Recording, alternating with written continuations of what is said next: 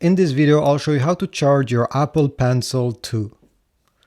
Well, there's two ways of doing it. One is with your iPad, and the second way is to buy a charging case. I have links in the description down below if you want to get one from Amazon. But on the iPad, how you should do it, it's very easy. Take your iPad and on one of this side, it's on this side or the other one, there should be a magnet. It should look like this one. It should be not the same color as the rest of the bezel of the iPad. So what you'll need to do is to take your Apple Pencil and simply stick it in there. You see, there is a magnet on both of them and it's pretty strong. I won't hold it only by the Apple Pencil, but you're gonna feel them getting together and you should hear a click.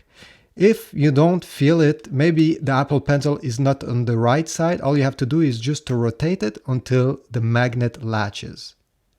And when you do so, you're going to see how much battery percentage is left on your Apple Pencil, and you're going to also see the battery charging.